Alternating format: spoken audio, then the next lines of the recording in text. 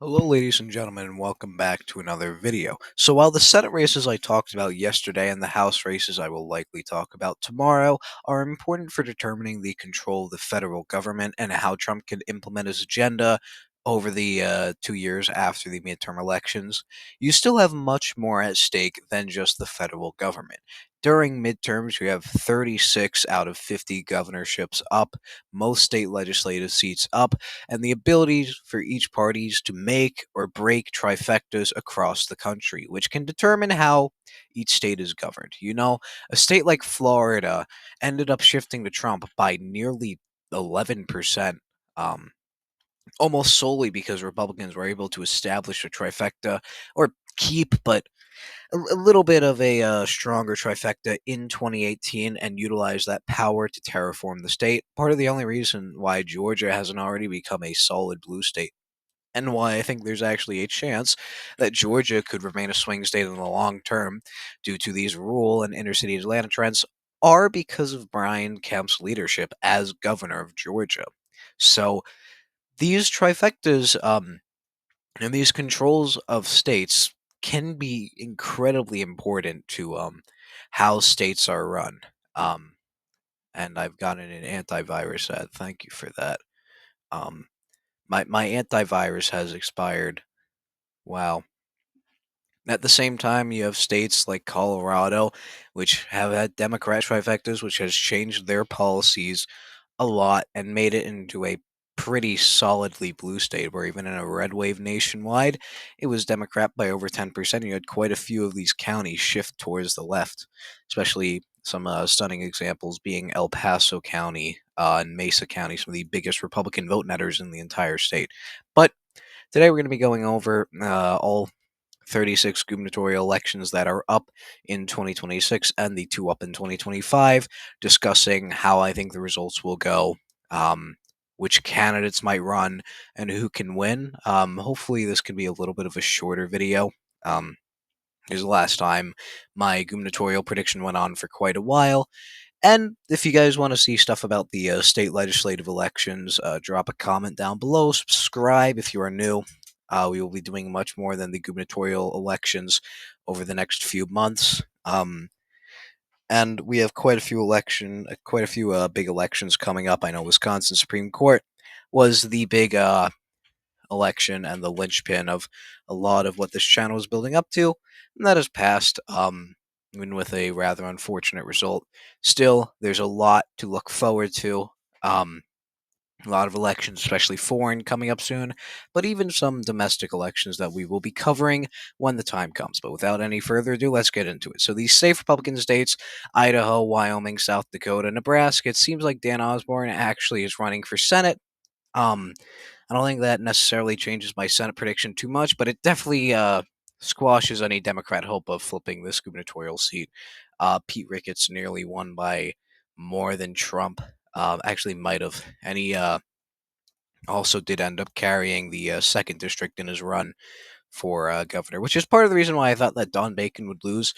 Um, but Pete Ricketts is a pretty strong nominee. Part of his win in 2022 was having quite a bit of appeal, but I still think he could do pretty good here, and especially without Dan Osborne in the picture, he's going to win quite easily. Um, Oklahoma, I'm ready to move this to a safe um, state. Oklahoma, a lot of the GOP coalition does rely on Native Americans in the rural areas. After all, Native Americans are about an R plus 30 group. Um, and if Republicans nominate someone who will do bad in the suburbs like Oklahoma, Cleveland, Tulsa, and some of the surrounding counties, around those, it could get ugly fast, but so far, it seems like one, Ryan Walters isn't going to be the nominee, which we can debate whether he's good on policy, but it's quite evident that he wouldn't be that strong electorally. So him not being the nominee is a good sign for Republicans, margin wise. And two, it does seem like Democrats can't really crack Oklahoma, even against Kevin Stitt, who was a vastly unpopular governor. Um, and pretty horrible candidate. They still weren't able to get it within 10. I don't think it'll be too different this time around, especially with Stitt retiring. And in contrast to some of my previous predictions, I think Oklahoma will end up safe Republican. I also think Arkansas, Tennessee, Alabama, South Carolina, it does depend. I could see Nancy Mace underperforming here. She's an overperformer, and I don't think she'd underperform because of the transgender stuff. Which anyone who thinks that affects this race is completely fucking retarded. But I mean, yeah, Beaufort County 60-40 for Mace. It was 57-42 for Trump. So she is an overperformer. I just think that, one, she probably wouldn't win a primary, and two, she's mostly a grifter and a fraud. So I don't think that would help her in her general election. But it is also like one of the most right trending states in the country. I mean, look at this, and even Charleston shifted 7 points Republican, which is to the right of the national environment. So I just really don't think Democrats have too much hope long term in South Carolina. And I'm quite confident in saying that it's safe Republican.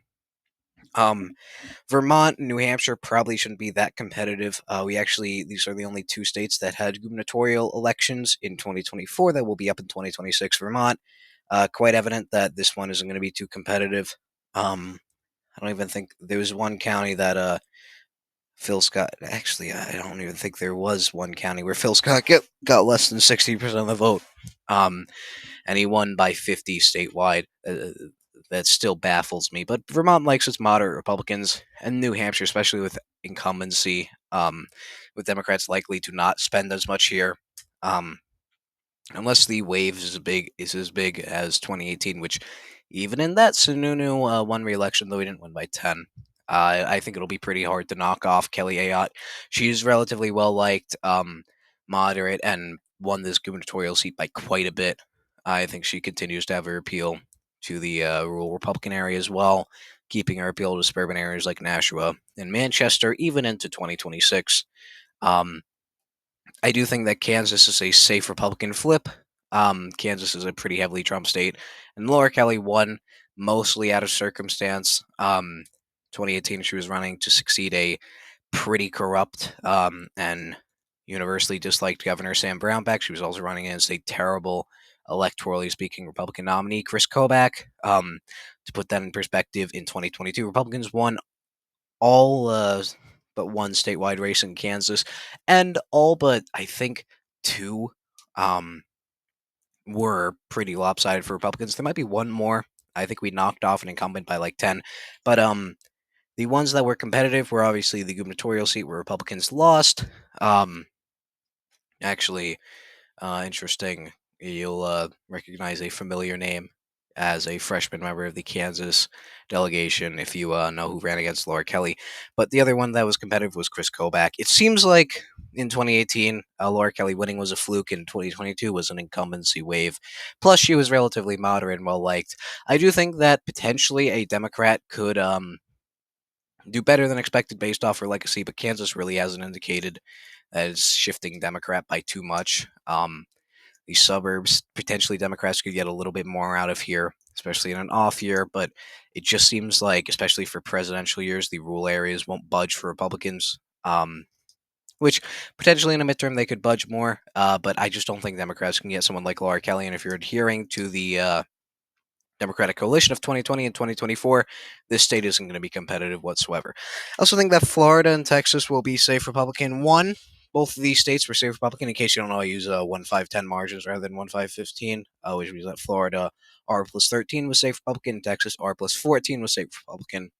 Plus, both of these states are trending Republican, mostly due to Hispanic trends. Florida was the obvious one. I don't think many people had it shifting to the left. The people who did, well, they're not too happy now. And Texas was less people thought it would shift to the right. I mean, I did because I'm usually right about these things. But how much it shifted to the right, I don't think anyone really got. Democrats collapsed in a lot of these suburban counties. It wasn't really because they collapsed in the suburbs. They held their margins in the suburbs. You can actually go to here um, if you want, and if it loads, surprised. I don't think they filled out um, this many states, but we don't have everything out of Texas. Some counties aren't in it, but like you had the obvious Democratic collapse in places like Hidalgo County, um, in Webb County, places like Starr, which were expected to flip by almost everyone. Cameron, Hidalgo and Webb was kind of unexpected. No one really thought those would flip, but even in places like Houston, um, for the most part, you can see that the Democrat areas were the ones that shifted heavily Republican. These suburban areas, ex-urban areas that are kind of Republican leaning, and some of these competitive areas, well, they did shift right. They didn't shift as right as the rest of the city. This is especially well demonstrated in Fort Worth.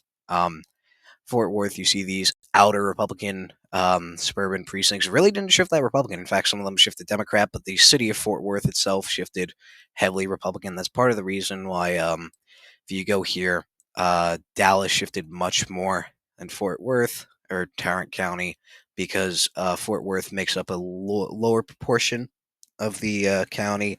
So that meant that Republicans didn't have as much room to grow. But Texas really shouldn't be competitive. Plus, Greg Abbott is a pretty large overperformer. So I don't see Republicans being too inconvenienced in holding Texas. I actually think that Greg Abbott could potentially win a county like Hayes or Fort Bend.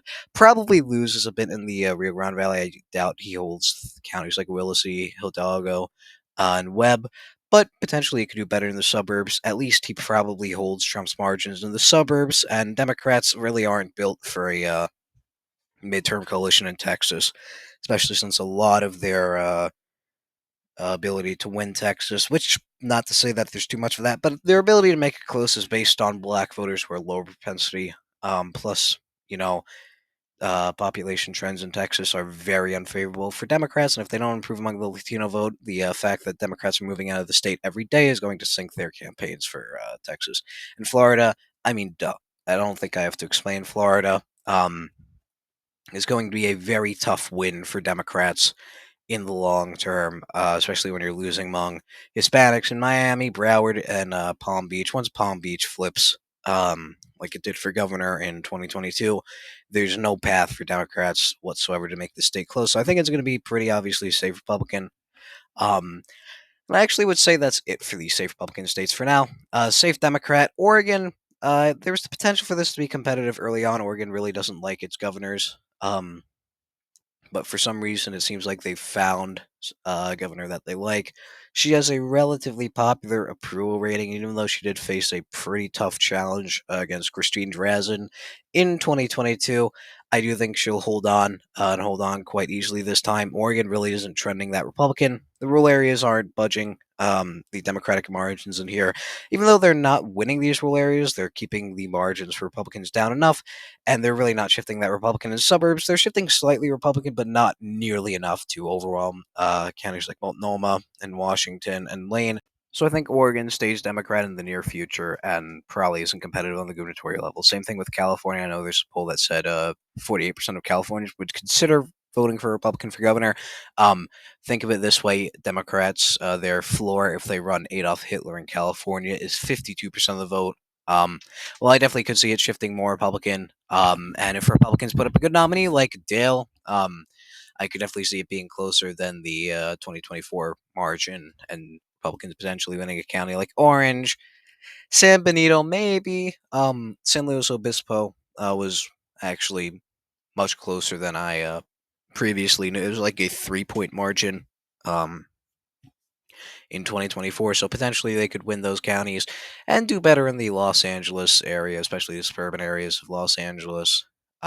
Think like Mike Garcia's district in the north. It could be closer, maybe a 15-point margin at best, but probably not that competitive. Hawaii will be safe Democrat. It's trending Republican, but not nearly enough to make the state competitive in the long term, or in the long term, but in the short term, no. Colorado Democrats probably will end up with Michael Bennet as their nominee. He's a pretty big overperformer. You can look at his 2022 performance. Whether that triggers a special election anytime soon is something we don't know yet, but it he'll probably be able to win his gubernatorial election by quite a bit. Not as much as Polis. Polis was a unique breed of candidate, but probably by 15 to 16%. Illinois also, I mean, one, it's a Harris plus 11 state, and two, I just don't see Republicans having too good of a nominee.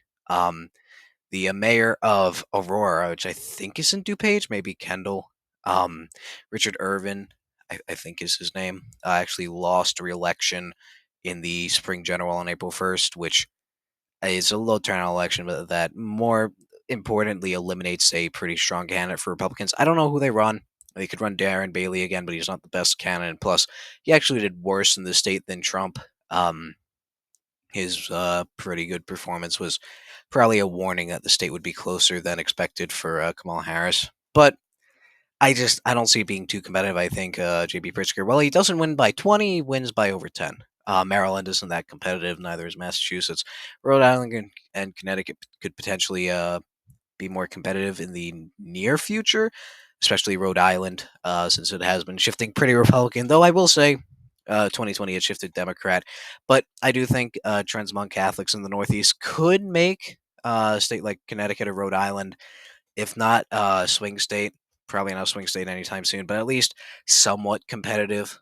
Um, in like 10 or 20 years, and potentially Republicans could pick off a statewide office or two every once in a while. But for now, I'd say it's probably safe Democrat. In Maine, I think Jared Golden will seek the gubernatorial seat here. So I'd say he's probably heavily favored to win that and win it quite easily, especially since the state really didn't budge this time around. Republicans did slightly better in the rural areas, but once again, there's not too many votes here, and if you don't budge the Cumberland margin and these coastal counties, make the margins closer there, you're not really going to have a chance at winning the state. There's one more I could potentially put a safe Democrat. I think I will. Josh Shapiro could potentially face a more competitive reelection now because he is the governor of a Trump state. He's relatively popular, but Republicans also have a good bench. Who's not Doug Mastriano? I don't think Mastriano will be the nominee for governor. I don't think the state party would let him be the nominee for governor. If he is, it's obviously going to be a safe Democrat. He's not a great nominee, even though I like the guy personally, and I think that most people would like him personally. He's never going to be elected to any statewide office in Pennsylvania. There's also, I think Dan or Mark Moiser, um, a representative, Dan Moiser, could potentially run, and he'd be a pretty good nominee. I've heard he has some skeletons in his closet, but I don't really think that if he's lasted this long, they'd come out in a run for governor. But I think you could make it somewhat close, but still, for now, based on Shapiro's approvals and the fact that I'm assuming it's a little bit of a blue wave, I think Shapiro wins by 10 or more. So these are the competitive gubernatorial elections. We have one, two, three, four, five, six Republican seats up in the competitive category. And we have one, two, three, four, five, six, seven Democrat seats in the competitive category. So it's a relatively competitive map. Remember, Republicans already have a baseline net gain of one from Kansas, so it's probably going to end up with a Republican net gain, especially since Democrats have more states under 10% than Republicans. This could change. Obviously, Oklahoma, Texas, Florida, even New Hampshire are kind of straddling that line. We don't know. Maybe the Republican nominee in Idaho turns out to be a neo-Nazi, something like that could shake up the race. But for now, it does seem like Republicans are slightly favored to gain seats, but let's fill out these seats. Likely Democrat, or actually, we'll start off with likely Republican. I think the first one is Iowa. Iowa's a pretty heavily Trump state. It's not as Republican down ballot. You can check the 2020 Senate race where the Republican Senate nominee, who I just remember the name of, Joni Ernst. It was kind of obvious that I forgot her name last video, but Joni Ernst did underperform Trump, and I think Kim Reynolds, if she were on the same ballot as Trump, she would underperform him as well. Her approvals aren't that great, but part of that is Republicans not liking her for what she did with DeSantis. But she's also not the best governor. She won in 2022, partially because of the wave year, and partially because she was a much better governor back then. Approvals wise and how she ran the state. She might not even run for re-election this time. I do think just because it's not exactly um, the reddest state, not to say it's competitive, but it could definitely be under 10%. I think whether it's her as the nominee, since she's not that popular, or whoever's the nominee, probably a state legislative Republican, or I don't know, maybe even her lieutenant governor. I think that it'll be around likely Republican, maybe an 8 point win. Um, I'd say also in that category we'd have Nevada. Nevada I've considered safe Republican for a little bit. One, it's a heavily right trending state. Trump won it by 3, mostly because of the shifting Clark County, the Mineral County. I think that's just there's not too many people in that county, but even areas like Washoe and the areas around Carson City shifted pretty Republican. Um, Republicans got a pretty big margin here. The margin in Clark County was cut down. I do think Joe Lombardo is on pace for a pretty large win. Um, this time around, he's beloved in the state, much in the way that Shapiro's beloved in Pennsylvania. Democrats do have a pretty okay nominee, Aaron Ford, who I think is the Secretary of State, or no, I think he's the Attorney General. He won by quite a bit, even won Carson City. But the problem is, even if he's a relatively good performer as Attorney General, he's running against one of the most popular governors in the country. And Nevada really, I don't want to say that they defy national trends, but there's a reason that the gubernatorial election was much closer in 2018 than it should have been. Part of that was, of course, Adam Laxalt and his last name, but also the reason it was closer is because Nevada's somewhat isolated. Um, I definitely do think Hispanic trends will continue to make this a redder state in the baseline. Um, and Lombardo's pretty large approval numbers should push him over the finish line by quite a bit. I think he wins by like 8 to 9. So another likely margin.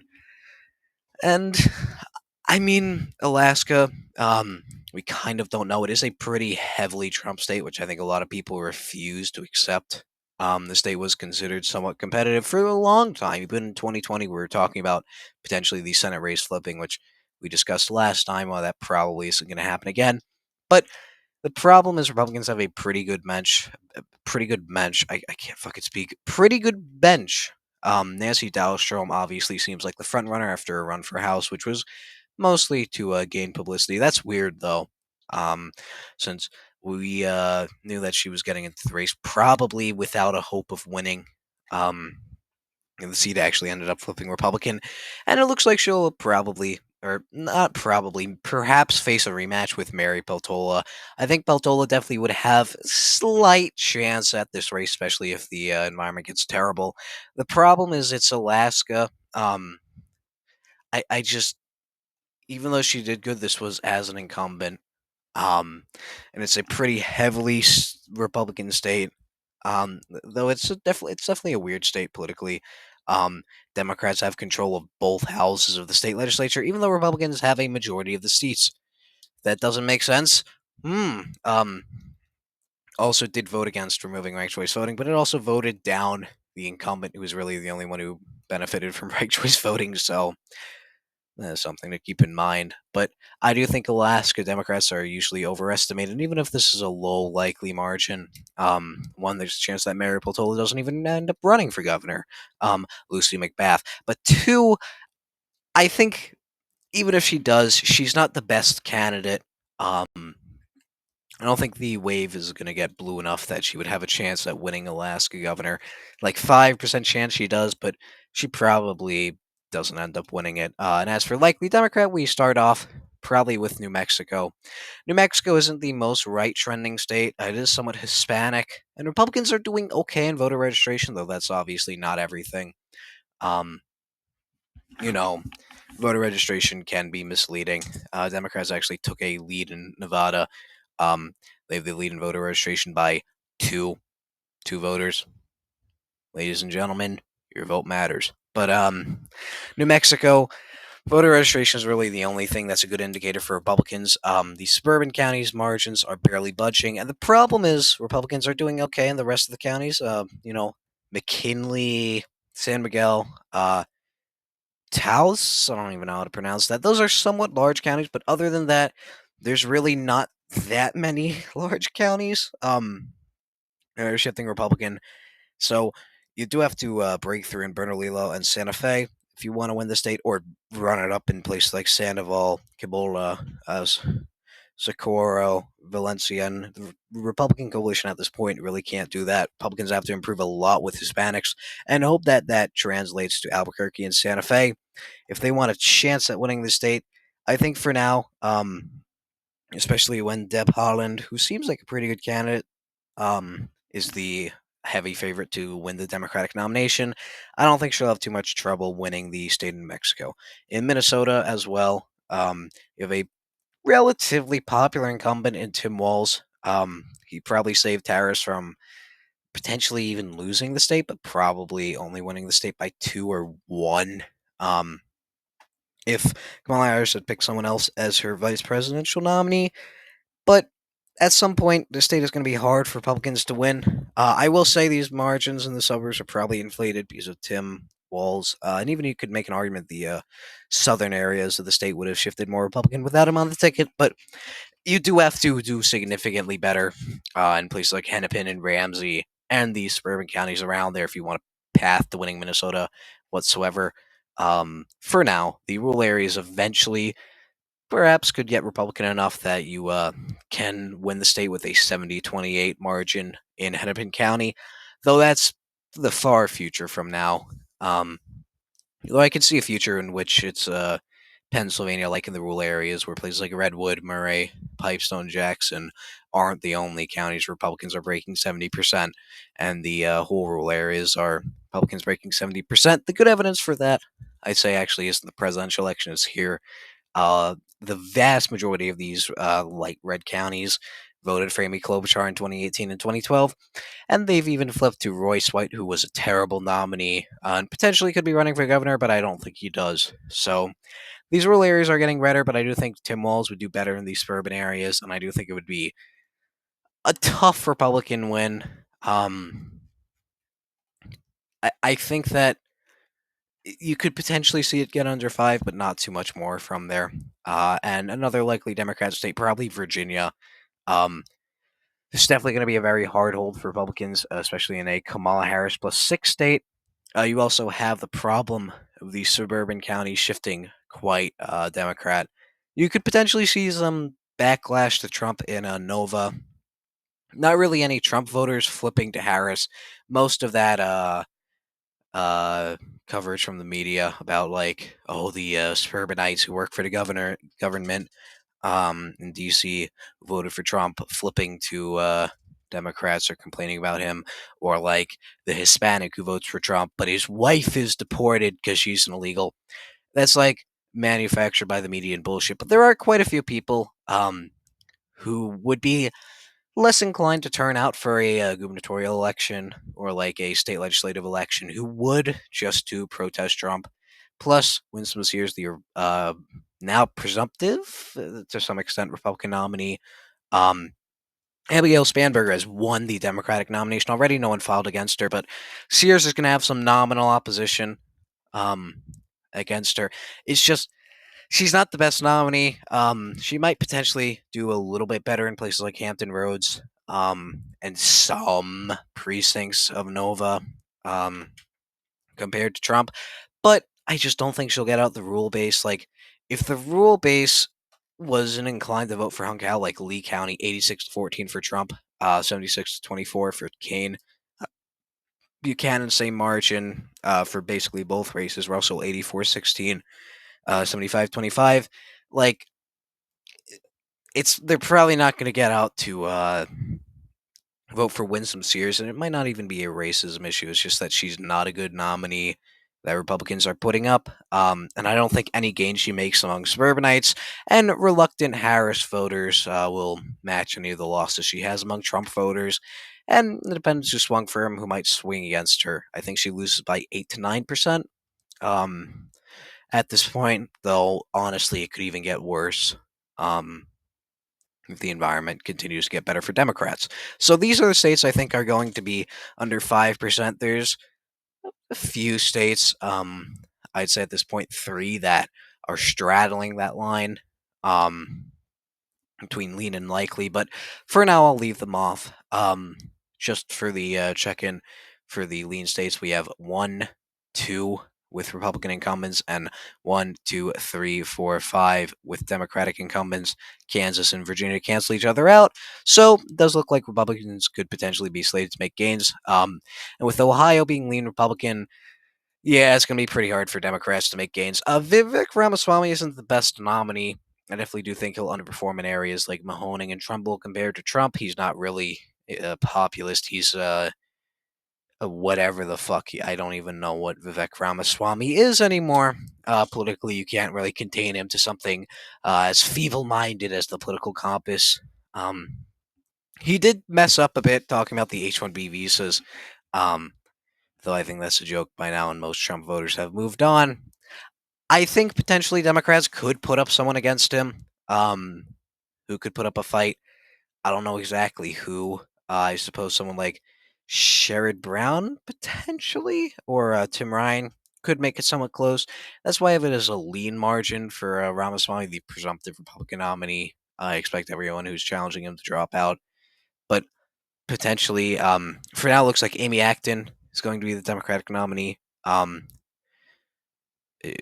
she's a joke. I don't think it's that hard to realize that she's a joke.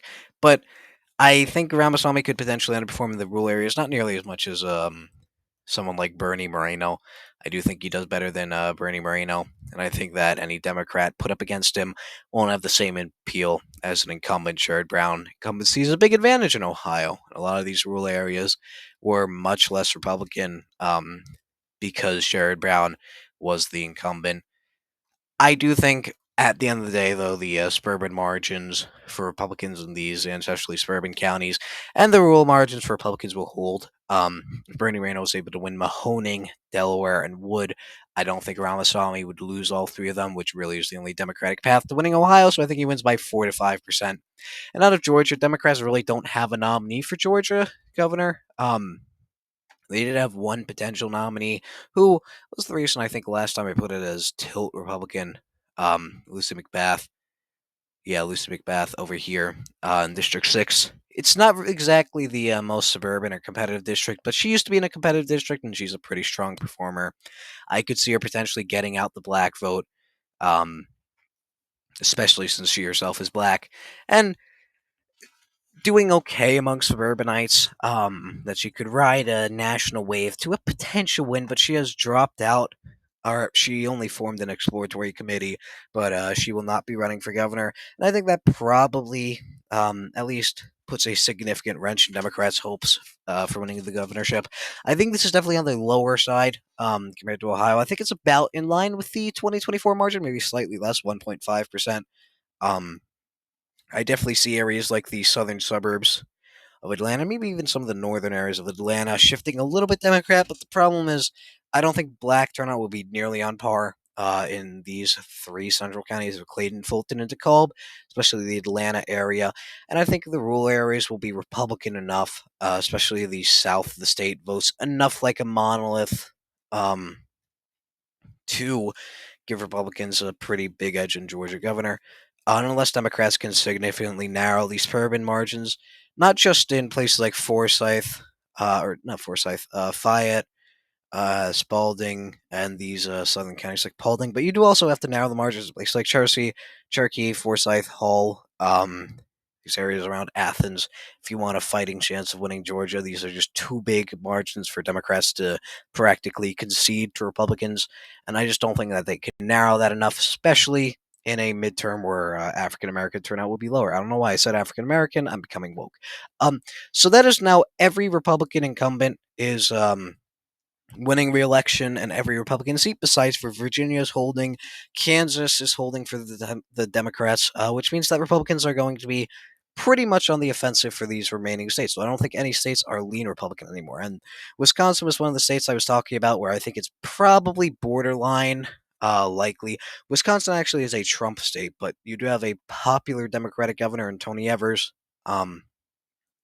Who is probably running for re-election, even when Republicans put up a pretty significant challenge to him in 2024. The Republican nominee Tim Michaels ended up falling short. Part of this is a little bit of an immediate effect of the Supreme Court race, which I mean the fact that it had midterm turnout levels like nearly as much as the 2022 gubernatorial election doesn't bode that well for Republicans. The Republicans could potentially hold their margins in the WOW counties to some extent from Trump. Perhaps even on a good night, do better in places like Waukesha and Washington. I just think that Wisconsin, not during a presidential year, you're compromising way too much in the rural areas, especially with Tony Evers, who has some appeal to the rural areas. Former superintendent, and usually superintendents do good in the rural areas. That's why, Brad Schmo won places like Grant and Lafayette, while even Jill Underly won them, while she did worse than Kamala Harris in Milwaukee. But I do think it's going to be lopsided for Democrats. Republicans don't really have a nominee. I don't think Tom Tiffany files to run after the Wisconsin Supreme Court election. I don't think he even should file to run. And I think the Republican margins in these suburban counties are inevitably going to go down. And I think really only in presidential years you're going to be able to run it up in the rural areas enough to win the state. So I think borderline likely D. Tony Evers is in a pretty great spot for reelection. New York, also, this was one I kind of considered putting likely, but I think we'll put it as lean for now.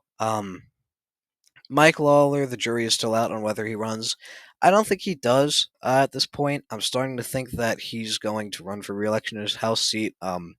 That complicates Democrats in the House, but we'll talk about that tomorrow. It does mean that Kathy Hochul's going to have a better time running for reelection, but it does also mean that Republicans will have to choose someone else as their nominee. Now, some people have put out I know a few people have brought up Lisa Stefanik as the nominee. I don't think she will be. I think she'll retire and join Trump's administration. I do think the Republican nominee probably will be Nassau County Executive Bruce Blakeman. He's expressed some interest in running. If I'm not mistaken. I think he'd be a pretty good nominee. He defeated an incumbent in Nassau County, which even though it was a Trump county this time around, it was a Biden plus 10 county, and defeated a relatively popular incumbent in 2021. Flew under the radar because it was a localized race, but that was really the precursor to the 2022 shifts. And I also do think the GOP coalition for New York is I think the Trump coalition is relatively sustainable. The Zeldin coalition was like a universal 15 to 20 point shift. Really, all it did since the Zeldin coalition, for the most part, is gone. There's some parts like Long Island shifting heavily Republican, and some of the urban areas in New York City shifting more Republican than like the rural areas. But for the most part, it just alerted interest to New York. The areas upstate, rural areas, besides like these very tips right next to Canada, aren't actually shifting that Republican like 3.6, 3.3, 5.3, 5.1, 2.1, 4.5, 3.9, 2.5, which Mike Lawler presented a path to reversing that. I still think Kathy Hochul's lack of popularity and approval will drag Democrats down a little bit in the north of the state. I don't think Blakeman would do as well as Lawler would potentially do there, but I think he definitely would do better in places like Nassau, Suffolk, Queens, which the Trump coalition really runs through the city. You have to do much better in the city. Now the margin's a lot here and run it up a bit more. In the downstate areas that are Republican, like Nassau, Suffolk, Staten Island, Rockland, Orange, Putnam, if you want a chance of winning. And I think that New York is a bit more localized. In that it probably won't swing with the environment. After all, 2022 really defied the lackluster environment for Republicans by swinging heavily Republican, nearly swinging as much as Florida, to the point where Lee Zeldin, somewhat irrelevant backbencher congressman, nearly did better in overperforming Trump compared to one of the most famous governors in America, Ron DeSantis. So I think potentially this could be close. Blakeman could put up a fight if he wins re-election in 2025. I could potentially talk about that race eventually, though I don't know. Definitely depends, but I think he's probably the favorite to win re-election in 2025, and I think he could give Hochul a run for money statewide in New York. I also think New Jersey will be lean Democrat. This one potentially could be likely. It's going to be a little bit lower turnout than the midterms because it's going to be 2025 instead of 2026. But New Jersey does seem to be shifting pretty heavily Republican. I think especially the shifts among minorities in the North will help Republicans, and lower minority turnout as a whole should probably help Republicans. I also think the likely Republican nominee, Jack Ciattarelli, who potentially Trump could endorse against, which would complicate things, will do better in suburban areas like Morris, Hunterdon, even areas of Monmouth and Ocean compared to Trump. And Democrats do have a relatively good nominee in District 11, Representative Mickey Sherrill. She could potentially face a competitive primary, though at this point I'd say Ciarelli's primary is more competitive than hers, especially with Trump seeming like he could potentially endorse against Ciarelli. Though I will say this 2024 Senate nominee Curtis Balshaw was not the Trump endorsed candidate. He defeated Christina Galasso. I don't know. Christine Galasso Sandler, something like that. who was endorsed by Trump by a rather large margin. So New Jersey primary electorate doesn't seem completely set on Trump. The part of that was also county line. But Citarelli should be the favorite in the primary, and while he wouldn't be the favorite in the general, he could definitely give Democrats a run for their money, especially since he will be more funded and more adequately compensated by the national GP this time compared to 2021, where he's really left out to dry in favor of Youngkin. So we have these two states, which are both held by Democrats, and both I think will be the only states under 1%. Um, we'll start off with Arizona. Arizona, it seems like Andy Biggs will be the nominee out of Arizona. Karen Taylor Robson's campaign is collapsing, and her entire chance banked on a offhand comment from Trump that he probably ends up retracting that he would endorse her if she ran. Um, if Trump doesn't endorse Biggs or just doesn't endorse in the race, Biggs is going to quite easily sweep the primary. And even with Trump's endorsement, I think Karen Taylor Robson will have a hard time winning the primary. You know, Carrie Lake significantly underperformed in 2024's primary, even with Trump's endorsement, against a no name candidate who did have some ties to QAnon. Of course, the Arizona electorate's that insane, but even she did relatively good in the general election. Kitty Hobbs is not that well liked, not that strong of a candidate. And while I do think she improves in some suburban areas like the Phoenix suburbs, and especially the Tucson suburbs, and potentially turn out in the rural areas could be less for Republicans, I do think Hispanic shifts are going to jeopardize her reelection effort a lot. Plus, Andy Biggs could potentially do better among the Latter Day Saints portion of Arizona, which isn't that inclined to turn out for midterms and isn't that sold on Trump. So there are some benefits there. Though I don't think Andy Biggs is the strongest nominee. I still do think he has the slight edge over Governor Hobbs, and I think he'd win by less than a point, just because Hobbs would have to win Maricopa County by quite a bit to win re-election, like 2 to 3%. And I think with Hispanic trends, well, that could happen. I think she'll win it, but she'll win it by less on Republican margins in areas like Pinal, which Andy Biggs represents. Counties like Yavapai, Mojave will overwhelm the small Democratic margin in Maricopa, and the margins in Pima, Santa Cruz, Coconino, and Apache combined. So I think that will be a Republican flip, which I think should be the second flip of the night.